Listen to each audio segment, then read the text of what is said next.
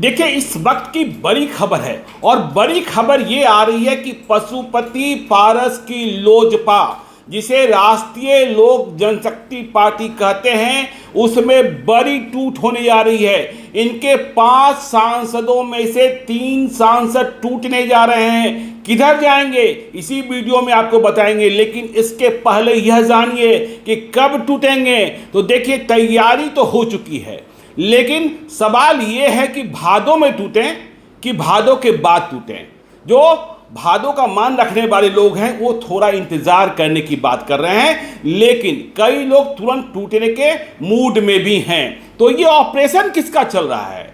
पशुपति पारस तो केंद्र सरकार में मंत्री हैं, और जब बिहार में महागठबंधन की सरकार बनी, नीतीश कुमार बीजेपी से अलग हुए, तो सबसे पहले पशुपति पारस ने ही इस बात का ऐलान किया कि हम नरेंद्र मोदी के साथ रहेंगे। मतलब उनकी पार्टी रालोसपा एनडीए का हिस्सा रहेगी। लेकिन उनकी ये बातें देखिए, उनके सांसदों को ही मंजूर नहीं है। हमने कई सांसदों से बातचीत की, लेकिन वे खुले तौर पर अभी नहीं बोलना चाहते हैं। कह रहे हैं फैसला हो जाने दीजिए, आपको सब पता तो है ही। तो ये ऑपरेशन कौन चला रहा है, इस बात को भी समझिए। तो जिनकी चर्चा इधर के दिनों में होम्योपैथी के डॉक्टर के रूप में है, और जिनकी चर्चा इस रूप में है कि होम्योपैथी के डॉक्टर इन दिनों सर्जन बन गए हैं, वे फिर से सर्जरी कर रहे हैं। देखिए, चिराग मॉडल की चर्चा है, और चिराग मॉडल से सबसे ज़्यादा आहत कौन रहे? नीतीश कुमार।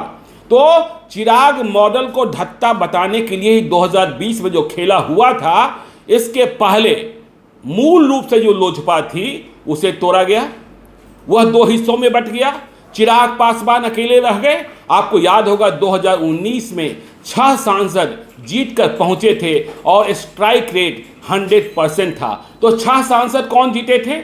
जमुई से खुद चिराग पासवान, हाजीपुर से पशुपति पारस, समस्तीपुर से प्रिंस राज, नवादा से चंदन सिंह, और खगड़िया से महबूब अली कैसर, व वैशाली से बीना सिंह। तो इनमें से जब टूट हुई और चिराग पासवान को लोगों ने नकार दिया, तो 5 अलग हो गए, अकेले चिराग पासवान रह गए। तब भी पशुपति पारस ने नीतीश कुमार की तारीफ की थी। लेकिन क्या इस नई टूट में, मतलब लोजपा तीसरी बार टूटने जा रही है, और सवाल यह पैदा होता है कि जो सांसद 5 सांसदों में से 3 सांसद निकलकर बाहर आ रहे हैं, वे जाएंगे किधर? या वे महागठबंधन का हिस्सा होंगे, या फिर वे एक और नया दल बना लेंगे? तो देखने की बात होगी। और इस बात को भी समझिए कि ये महागठबंधन के समर्थन में होंगे। तो देखिए, खबर ये आ रही कि 5 सांसद बचे हैं रालोसपा में, पशुपति पारस के रालोसपा में। खुद पशुपति पारस, प्रिंस पासवान, दोनों आपको मालूम है चाचा भतीजे हैं। इसके अलावा कौन है? बीना सिंह, वैशाली के सांसद। और कौन है? महबूब अली कैसर, खगड़िया के सांसद। चंदन सिंह, नवादा के सांसद। देखिए, हम नाम नहीं खोलते हैं, खुद आप समझ जाएंगे और इनका परिचय दे देंगे तो आपको लग जाएगा कौन कौन टूटने वाले हैं। तो पशुपति पारस और प्रिंस राज तो चाचा भतीजे हैं। रामविलास पासवान के भाई ठहरे पशुपति पारस, और प्रिंस राज दिवंगत हो चुके रामचंद्र पासवान के बेटे हैं। अब देखिए, जेडीयू का दखल कहाँ कहाँ है। बीना सिंह जो वैशाली की सांसद हैं, उनके पति दिनेश कुमार सिंह, दिनेश प्रसाद सिंह कहते हैं, वे जेडीयू के विधान पार्षद हैं और बहुत ही मजबूत हैं। मुजफ्फरपुर में उनका सिक्का चलता है। कहा यह जाता है कि 2019 के लोकसभा चुनाव के वक्त भी, जब नीतीश कुमार भी एनडीए में ही थे, तब भी बीना सिंह को वैशाली से सांसद का टिकट दिलाने की पैरवी करने वालों में नीतीश कुमार ही थे। अब देखिए, दूसरे कौन हैं, समझिएगा आप कौन कौन टूट सकते हैं। मैं नाम किसी का नहीं ले रहा हूं। महबूब अली कैसर खगड़िया से, जब 2019 में टिकट का वितरण हो रहा था, तो महबूब अली कैसर के टिकट पर अंतिम समय तक ग्रहण लगा हुआ था। एक नेता जो अब विधान पार्षद बन चुके हैं, वे तो रात को पहुंच गए थे सैकड़ों गाड़ियों के साथ, क्योंकि उन्हें कंफर्म कर दिया गया था कि टिकट उन्हें ही मिलेगा। लेकिन आखिरी मौके पर फिर से महबूब अली कैसर ही टिकट पा गए थे। अब महबूब अली कैसर टिकट पाए तो चर्चा शुरू हो गई कि उनके लिए पैरवी बॉलीवुड के सुपरस्टार सलमान खान ने की थी। चर्चा शुरू हो गई कि उनके पक्ष में नीतीश कुमार भी थे, जिन्होंने रामविलास पासवान को कहा था। और महबूब अली कैसर के बारे में इस बात को भी समझिए कि वे मूल रूप से कांग्रेसी हैं, वे बिहार प्रदेश कांग्रेस कमेटी के अध्यक्ष भी रहे हैं, तो कांग्रेसी हैं। इनका और परिचय जानिए।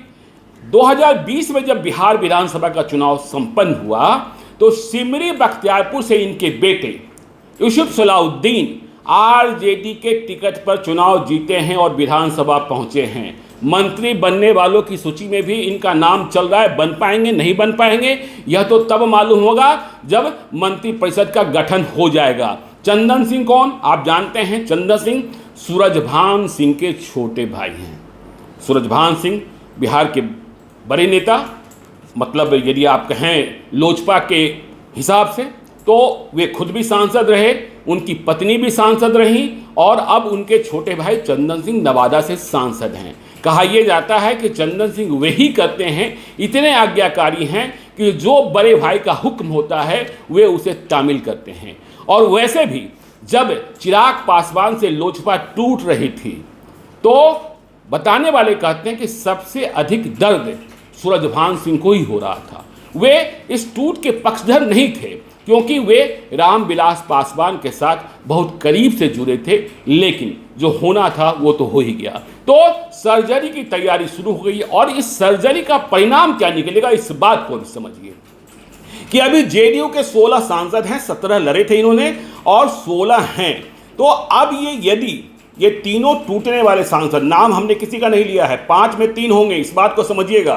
तो ये टूटने वाले सांसद महागठबंधन में होंगे और जब ये महागठबंधन में होंगे तो महागठबंधन में 3 सीटों की वैकेंसीज, मतलब लोकसभा चुनाव लड़ने के लिए और भी खत्म हो जाएगी। मतलब वहां के लिए जो उम्मीदवार बन रहे थे उन्हें फिर से सोचना पड़ेगा कि हम उम्मीदवार यहां से बन पाएंगे कि नहीं बन पाएंगे। इसका दूसरा परिणाम क्या होगा कि यदि ये जदयू में शामिल हो जाते हैं तो लोकसभा में बिहार से जेडीयू सबसे बड़ी पार्टी बन जाएगी। बीजेपी के मात्र 17 सांसद हैं, जेडीयू के 16 सांसद हैं, 3 जुड़ गए तो 19 हो जाएंगे। तो यह फर्क, और आप देख ही रहे हैं कि ललन सिंह जेडीयू के नेशनल प्रेसिडेंट ने कहना शुरू कर दिया है कि अब तो हमारा फोकस 2024 के चुनाव पर है, हमें 40 सीटों पर जीत हासिल करनी है और जब 40 सीटों पर जीत हासिल कर लेते हैं, वैसी सीटें जो 2019 में नहीं जीते थे, तो बीजेपी को इस बात का जो अहंकार है कि हमारे पास 303 सांसद हैं, वह सीटें घटेगी और उन्हें बहुमत में नहीं अल्पमत में आना होगा। तो बिहार की राजनीति बहुत तेज चल रही है। पशुपति पारस की लोजपा टूटने जा रही है। अब इस दृश्य को देखकर चिराग पासवान क्या सोचेंगे इस बात को भी समझना होगा, क्योंकि चिराग पासवान ने कहा है कि अभी हम न इधर हैं न उधर हैं, लेकिन यह तय है कि चिराग पासवान नीतीश कुमार के साथ तो नहीं जा सकते हैं। तो क्या आगे यह भी संभव है कि पूरा परिवार फिर से एक हो जाए? क्योंकि राजनीति में समय और काल बहुत महत्वपूर्ण होता है, सिद्धांत तो तारे गिनता है। तो आगे आपको हम बताते रहेंगे। यदि अब तक आपने हमारे YouTube चैनल सब्सक्राइब नहीं किया है तो जरूर कर लीजिएगा, और यदि इस वीडियो को आप फेसबुक पेज के माध्यम से देख रहे हैं तो पेज को लाइक कीजिएगा, ट्विटर पर भी हमें फॉलो कीजिए। धन्यवाद।